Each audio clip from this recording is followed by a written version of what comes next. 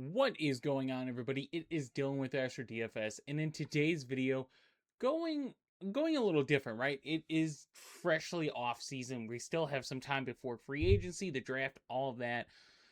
I just wanted to go through kind of a division by division and kind of see what we have to look forward to. So I'm going to do the NFC North today. Just because I'm a Bears fan, I know the division quite well. It's easier to do this one and just get it out of the way. And then go to some of the more complicated divisions that have a lot more decisions and roster changes and stuff like that. So starting off with the Bears, it's pretty simple. At quarterback is Caleb Williams. Obviously, there's Tyson Bagent, but Bears know who the quarterback is, right? So that's going to be the theme of these videos. Is just the certains I'm going to keep in there. The uncertains, probably not. So Caleb Williams at running back. Kyle Monangai seems like the only one that's safe on this running back room. DeAndre Swift is still there. He's under contract. Roschon Johnson's still there. He's still under a rookie contract. But there are talks of DeAndre Swift possibly being on the move. Roschon Johnson really, he's unfortunately for me, I've been a Roschon Johnson believer. He just hasn't been healthy enough when the opportunities come to really do anything. And the best ability is availability, and he just hasn't been there. He's been banged up in situations. He probably could have been good in this offense, but I would not be surprised if he's a cut candidate. Obviously, he's on a cheaper rookie contract, so for that, then maybe you just leave him because he's cheap. But we'll see what they do with that running back room. If we go and look, right, for the Bears, some of the running backs that we have this coming up free agency, which this free agent class is honestly a pretty damn good one as far as moving people around. So you're looking at a Breece Hall, a Ken Walker, Javonte Williams, Travis Etienne is a name that a lot of Bears fans like coming up. I'm not sure. I'm gonna be honest. I'm not sure how I feel about him compared to DeAndre Swift. I don't think it's a huge upgrade, or for that matter of fact, a upgrade. I'd rather just keep Swift or go for another rookie running back, later in the draft. But there are some running backs in this class that are really, really good. Breece Hall is probably one that stands out the most. Just a guy that's been on, for the most part, a bad offensive line. I do think the Jets had a good offensive line this season. They just had a bad offense in general. So going back to the Bears, at wide receiver, DJ Moore is the true question mark of this wide receiver room because the Bears are negative $10 million in cap, and they can easily restructure his deal. They could keep him on the team. Bears can easily find a way to keep DJ Moore on this team, restructure his deal, create some cap space. It's very simple to do. There are rumors, right? Like Vegas is a team. The Titans are a team. You still have the difficult thing with that is if you look at the wide receiver market, you do have a superstar wide receiver, even though it is likely he gets tagged. But you have someone like George Pickens there, a solid piece in Juwan Jennings, Alec Pierce, Wan'Dale Robinson. Both those guys definitely took a step up this season and are probably going to get paid quite a bit. So it's not out of the realm to say DJ Moore ends up back on the Bears next season. But then you have for sure Rome Odunze, Luther Burden. I threw JD Walker in there because the rest of the wide receiver room wasn't anything really. And if DJ Moore's gone, I guess he's the wide receiver 3 as of now. I would also not be surprised if they don't bring back like a Devin Duvernay. So there's quite a few vets, right? If you go and look at some of the names on this list, there's some names that you could bring in as depth pieces in this wide receiver class. So I wouldn't be surprised for an offensive-minded coach like Ben Johnson to bring in a name in that wide receiver room as a depth piece, as a role piece. Because if one or two of these guys go out, and that did happen quite a bit this season, you kind of need some type of depth. So I wouldn't be surprised. Tight end. You have Colston Loveland. Cole Kmet, same thing as kind of DeAndre Swift. Cole Kmet's contract isn't ridiculous. They can obviously save some money by cutting him. They could also probably restructure his deal as well, create some cap space. Ben Johnson likes his tight ends. likes running a lot of 2 tight end sets. Cole Kmet was a solid piece. It wasn't anything special. Wasn't great for the price you're paying. Probably not with Colston Loveland taking the role he took. So we'll yet again see what that looks like. But for the Bears trading, if you're trading Cole Kmet, yet again, you look at the tight ends that are available. You get a Kyle Pitts, you get a David Njoku, you get an Isaiah Likely, Chig. I'd say Njoku and Pitts are obviously the 2 top names, and that's if Pitts ends up a free agent. He could still obviously be franchise tag, resign. But as of this second, he is a scheduled free agent, so we'll see what that looks like. But yet again, you still have someone like Isaiah Likely who probably should be a free agent. David Njoku already said he is. Someone like a Chig Okonkwo probably hits the market. I think he's a solid piece. So trading yet again someone like a Cole Kmet, probably not ideal. A team's probably not giving up much if they're taking on Cole Kmet. The Bears do have 7 draft picks. They got all their top picks and negative $10 million in cap space, which yet again, if you look at the roster, you look at some of the contracts, Bears really don't truly have to cut anybody. You just restructure some deals and you can easily make 40 to 50. If there are some cuts, it's probably defensively. Like I said, Cole Kmet could be one. DeAndre Swift could be one, but with the way the running back market is, there's a lot of solid running backs. Like I said, I just don't know who's a true upgrade. Like, let's move off of DeAndre Swift for this player type. So the Bears probably don't have a lot of movement offensively. I would not be surprised to see this entire depth chart back. I for the draft, I don't see them really going after anybody. Like I said, I could see them maybe drafting a later wide receiver for some depth here, maybe a running back, depending on if they move on from Swift or Roschon Johnson. And then they probably keep Cole Kmet, and I don't really see them attacking the fantasy side in free agency. So moving on now to the Green Bay Packers. Jordan Love is quarterback. We already know that. Josh Jacobs is running back, and Marshawn Lloyd as his backup. Wide receivers, Romeo Doubs is hitting free agency. Christian Watson, Jaden Reed, Matthew Golden, Dontavian Wicks, Savion Williams are the wide receivers available. Going to look, right, Romeo Doubs scheduled free agent set around $12 million a year. So obviously, I'd say the Packers are probably a team that's not making any fantasy moves this season.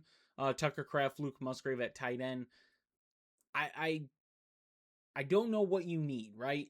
Unless there's something, a trade that happens, you're probably rolling out with this depth chart again in fantasy, right? Maybe you add another running back. I think that's fair to say. If you want to say they add somebody to be Josh Jacobs' backup, compete with Marshawn Lloyd for the running back 2 spot, I'm fine with that. That's a good point. I'm totally fine with that. Wide receiver, I don't think you add anybody, right? You have your 3, Watson, Reed, Golden. Watson probably going to get a deal if I had to guess. He's up there in age, but probably gets a deal. And then you have someone like a Dontavian Wicks who filled in certain spots. If someone went down, he had some plays designed for him. Savion Williams barely included, so I mean he is pretty fresh on the depth chart, so can't see him being moved. And then Tucker Kraft, Luke Musgrave. I mean, Tucker Kraft, really good tight end. See what the injury kind of does to him as we get closer to the season, but I'm not worried about that right now. Luke Musgrave, nothing special. And if Tucker Kraft is there, I mean, Luke Musgrave is just the backup. Obviously, no first round pick this season. In a couple back end picks, they have the rest. It's just no first. And negative $4 million in cap space. If I'm the Packers, realistically, my cap space is not going towards the fantasy players, right? The quarterback, running back, wide receiver, tight end. We're more looking at maybe some offensive line changes, obviously some defensive changes, I think, is going to be the biggest thing with Green Bay. So yet again, this division is very, very, I mean, simple for the most part as far as offseason. So yet again, Packers can easily clear up some cap space and be able to bring in some free agents. So moving on, the Detroit Lions, Jared Goff is their quarterback. Running backs, Jahmyr Gibbs, David Montgomery, and Vakai. Those are their three. Haven't really heard any disgruntlement towards David Montgomery. It seems like they're going to keep rolling with Gibbs, Montgomery. Their wide receivers, pretty much same thing. Amon-Ra, Jameson Williams, Isaac Tesla. And I would not be surprised if the Detroit Lions don't, go after somebody in the draft later in the draft to kind of fill in, I guess, is the way I'd say it, because the wide receiver room doesn't have a lot of depth. Now, the thing is, if Amon-Ra were to go down, then you have Jameson Williams and Isaac Tesla, who Jameson Williams in times where he needed to step up and be the wide receiver one, his numbers look good. Isaac Tesla, he just didn't see the field enough, didn't get enough volume to really have a good evaluation on him. I think he'll be a solid piece for what he's needed on this team. I can't see him being anything special with Amon-Ra and Jameson Williams both there. They would have to move on from, at this point, Jameson Williams for Tesla to have a huge role in this team. But it's not to say that his role is just the third wide receiver that's never going to get included. It's just there's a lot of mouths to feed, and he's on the backside of that. Tight end is pretty simple for this team as well. Laporta, Brock Wright. Laporta gonna get a deal, so not worried about that. 8 draft picks for the Lions. Don't have a third, and they're negative $9 million in cap space. I think if you're the Detroit Lions, yet again, this depth chart is probably not moving much. They really need to rebuild their offensive line. That is what made the Lions as good as they were, was not because you had Jared Goff, not because you had Amon-Ra, not because you had Jahmyr Gibbs and David Montgomery. It was because their offensive line was so damn good and dominant versus other teams. Everything else just flowed. It was a nice offense, smooth. Jared Goff was protected a lot. The run game was fantastic because you had a really good blocking offensive line. They really, really need to rebuild that offensive line. So with their draft picks, they do need some defensive pieces as well. I don't expect the Detroit Lions to be heavy hitters in the draft, talking fantasy. Maybe we see some free agents, maybe, and that's some depth pieces at that, but I'm really not looking at the Detroit Lions making a splash for a fantasy player this offseason. Moving on, last but not least, this one is where we go, what are they going to do? And that is the Minnesota Vikings. J.J. McCarthy, Max Brosmere, and like I said, I don't think Max Brosmere, no disrespect to you at all, is worth just putting on here, right? Because it's going to be, who are the Vikings bringing in? And at that, this number right here, $40 million. $40 million. They are negative $40 million in cap space right now. They could bring in someone like Kirk Cousins, right? Kirk Cousins is towards the end of his career. Maybe he takes a cheap-ish deal. But you have Aaron Jones and Jordan Mason at running back, who that running back room is very tough. Aaron Jones is on a big contract still. Wide receivers, Justin Jefferson, Jordan Addison, Ty Felton, like, they are going to need, I won't say need, because they have to get a quarterback first of all, but a third wide receiver probably gets added into this room, whether it be through the draft or free agency. Tight end, one expensive tight end room. I mean, looking at it, just to put this into perspective for you guys, if we go and look at the Vikings tight end cap hit, this is crazy. TJ Hawkinson is a $21 million cap hit. Josh Oliver, $9.9 million. So they're spending over $30 million in cap space to their tight ends. And TJ Hawkinson was just not involved at all in that offense. So obviously you look at his dead cap hit, they could save about $9 million. So maybe they move on from Hawkinson. Oliver, you're going to have a negative cap hit. And even looking at the running back, like Aaron Jones is at a $14 million cap hit. Justin Jefferson, $38 million cap hit. Still a cheap deal on Jordan Addison and Jordan Mason. But you could easily save money on Aaron Jones. So I think that's the route they're going to go. And we go and just go back and look at um, the free agents for the running back. And I could easily see the Vikings moving on from an Aaron Jones and bringing in one of these running backs like a J.K. Dobbins, possibly Tyler Algier. We'll kind of see what that looks like. And Najee Harris. They're going to bring in somebody on a cheaper deal than Aaron Jones's contract, right? You could save $8 million and then pay a running back, a few $3-4 million contract, $5-6 million contract, and you're still paying less than you would have if you keep Aaron Jones. So they probably make a move at the wide receiver position. Yet again, there are a good amount of names on this list, and we kind of look at some of these guys to like even Jalen Tolbert, sorry, continue to go down. Maybe like a Jahan Dotson, maybe.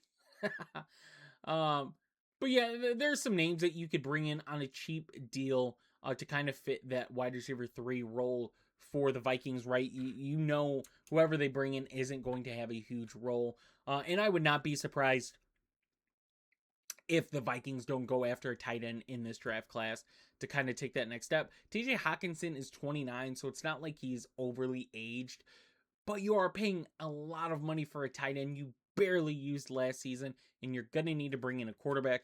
And even looking at the quarterback market, and we look at these names are, Daniel Jones obviously is going to get paid one way or another. Malik Willis probably going to get paid one way or another. But you look at someone like a Kirk Cousins, which don't think he's going to end up on this list yet.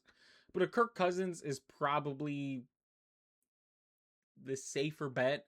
And if not, I would not throw me off at all if the Vikings go a depth draft pick quarterback.